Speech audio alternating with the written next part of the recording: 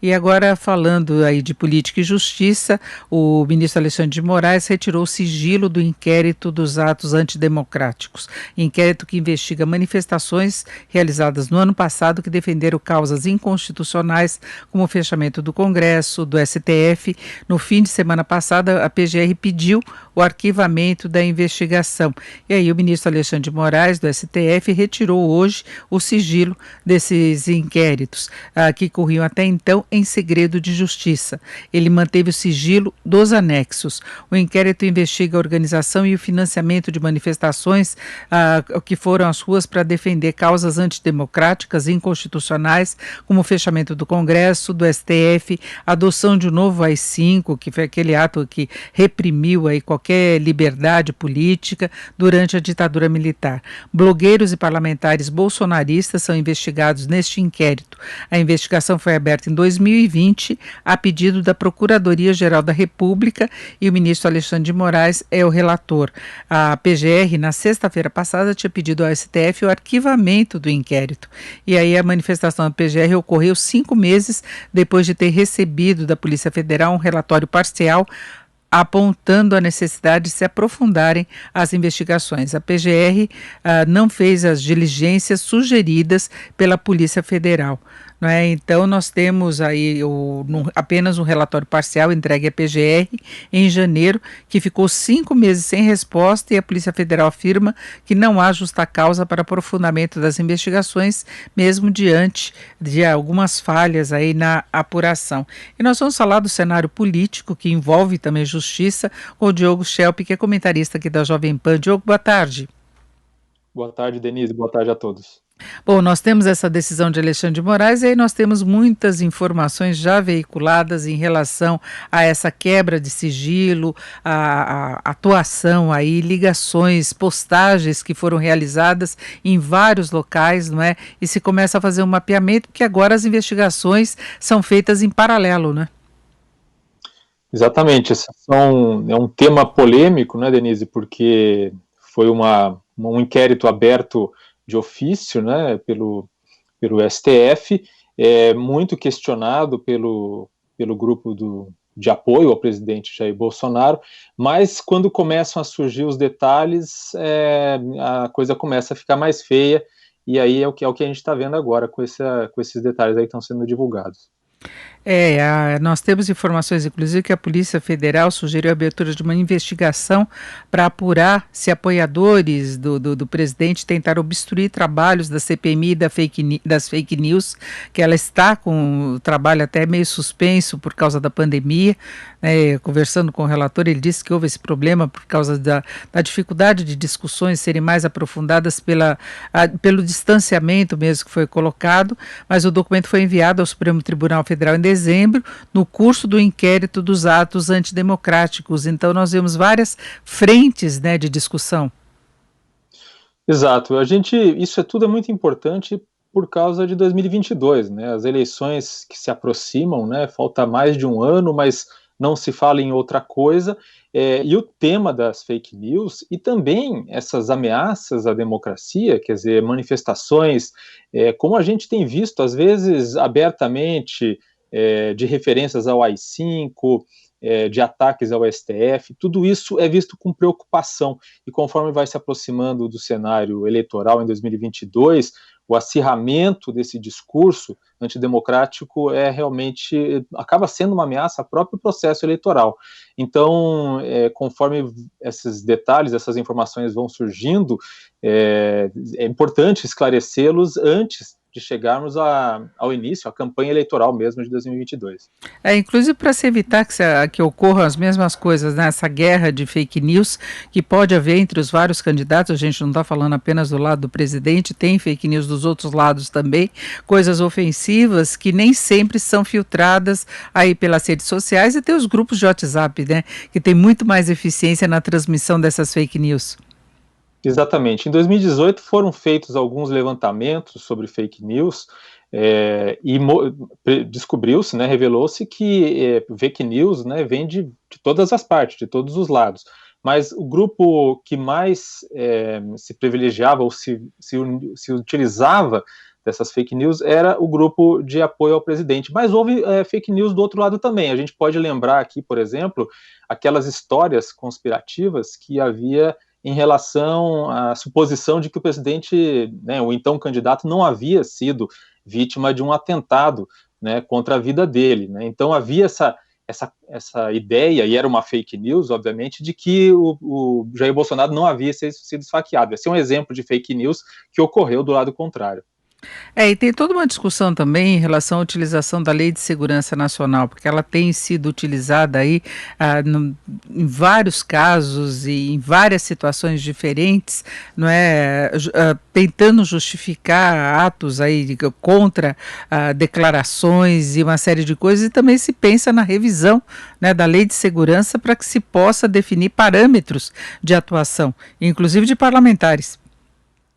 Sim, exatamente. A gente viu recentemente, né, o episódio de pessoas sendo presas, né, opositores do governo Bolsonaro, mas isso é um direito dos brasileiros, mas sendo presas por colocar uma faixa em cima do carro e presas com base na Lei de Segurança Nacional, que é um entulho da época da ditadura militar e que vem sendo usado, e é aquela coisa, né, qualquer um, ou um guarda, um policial, pode recorrer a essa Lei de Segurança Nacional para fazer algo que é basicamente uma censura. Então, esse tipo de situação é muito preocupante. E há também a possibilidade de, se houver uma mudança na Lei de Segurança Nacional, já se discute, inclusive, que o presidente pode vir a vetar alguns desses dispositivos. E vale lembrar que nós tivemos várias ocasiões de manifestações até mais pesadas contra quem estava no governo. Passamos pelo processo de impeachment de Collor, nós tivemos aí a prisão do ex-presidente Lula, processo de impeachment de Dilma Rousseff, e a população se manifestava, né? Não estamos agora num processo de impeachment, mas eu falo de insatisfação, que é um direito da população, né? Claro que sim, aquela velha questão, né? Quando um presidente é eleito, ele é eleito não pela maioria, né, não por todos os votos, obviamente, dos brasileiros, mas ele vai ser presidente de todos os brasileiros. No entanto, quando um grupo que está no poder, ou o grupo que apoia quem está no poder, recusa o direito dos outros de se manifestar, né, contra certas políticas, por exemplo, o que se está fazendo é basicamente censura, o que se está fazendo é tolher a liberdade dos outros. A gente não pode ignorar que também nos governos do PT havia um desconforto com críticas. Obviamente, nenhum governo gosta de críticas. Se pegar os diários do Fernando Henrique Cardoso, a gente vai ver que há ali, por exemplo, um incômodo com o que a imprensa dizia a respeito dele. Mas no governo do PT havia aquela discussão sobre o controle social da mídia, que era uma forma também de ter algum controle, né, sobre como as informações eram veiculadas. Mas o que se vê hoje em dia é algo ainda mais agressivo, e o que se vê é basicamente até mesmo casos de prisão, né? Então é realmente uma escalada antidemocrática muito preocupante. Agora, Gil, qual a tua expectativa em relação à CPI? Nós tivemos a CPI da Covid, a gente teve na semana passada um pronunciamento do presidente Bolsonaro, tivemos panelaços novamente, interrupção dos trabalhos da CPI, porque tivemos feriado, depois sexta-feira, nesta semana nós teremos mais depoimentos, aí começa a primeira fase, deve participar o governador do Amazonas, e que seria o que os governistas querem avançar desde o início, né, que é a investigação de irregularidades em estados e talvez depois também nas prefeituras. Mas qual a sua expectativa? Porque começa com o ministro da Saúde, o atual ministro, né? Sim, Denise, essa é uma semana intensa. Nós teremos o ministro da Saúde, Marcelo Queiroga, teremos também o ex-secretário executivo do Ministério da Saúde na gestão Pazuello, Elcio Franco, Wilson Lima, o governador do Amazonas, e teremos também na sexta-feira dois especialistas, dois médicos falando sobre os possíveis erros que o governo cometeu nessa pandemia. O que parece que está havendo agora é a CPI conseguindo delimitar uma história, né, fazer uma história com começo, meio e fim, com o que está conseguindo recolher desses depoimentos e dos documentos que vem recebendo. No começo a gente percebia a CPI e os senadores um pouco perdidos, parecia que estavam atirando para todos os lados, mas agora começa a se delinear uma história com começo, meio e fim. O que quer dizer isso? É essa história do gabinete paralelo, né? E debaixo desse guarda-chuva, digamos assim, desse gabinete paralelo, entram os pontos-chave, né, importantes da atuação do governo. Por exemplo, o atraso na compra de vacinas, a promoção e a distribuição de cloroquina, a ideia de que era melhor promover imunidade de rebanho do que fazer medidas de isolamento social. Então, começa a ter uma liga, né, entre essas histórias todas, entre esses pontos preocupantes todos, e aí a CPI começa, de fato, a ganhar corpo. É o que a gente está vendo agora. Se começa a definir, inclusive, o porquê de o presidente Bolsonaro ter assumido determinadas posturas que iam na contramão do consenso que a gente tinha em quase todo mundo em relação a procedimentos no caso da pandemia, né? Que no começo até se testou uma série de medicamentos, não se sabia ao certo com o que estava lidando, houve dúvidas até em relação à máscara, em relação ao isolamento, o momento de se procurar médico, mas aos poucos foi se criando um consenso em todo mundo e o Brasil continuou insistindo em determinadas práticas que foram abandonadas no exterior, né?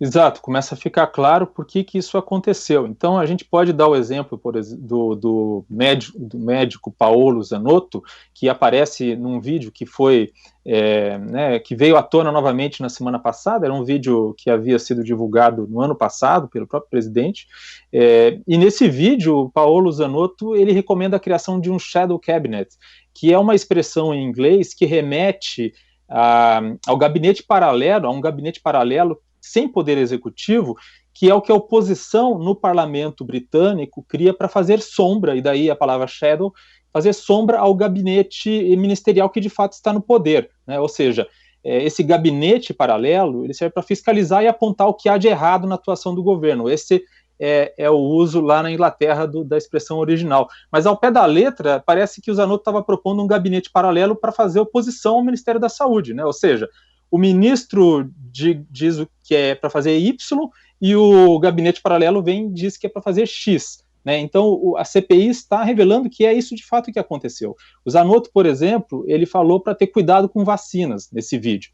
E o que se viu foi o governo procrastinando na aquisição de vacinas, né? Os membros do gabinete paralelo, eles defendiam a hidroxicloroquina e outros medicamentos sem eficácia contra a Covid. O que se viu, de fato, foi o governo estimulando a prescrição e distribuição desses remédios, mesmo quando o ministro que estava no cargo era contra, como o caso de Mandetta e Taish, né? Ou o gabinete paralelo dizia que o isolamento social não era inútil, né? Que ia destruir a economia, que o melhor era fazer a imunidade de rebanho. E o que se viu, de fato, foi o governo tentando impedir estados e municípios de adotar medidas restritivas, e o presidente estimulando aglomerações e chamando quem ficava em casa de maricas.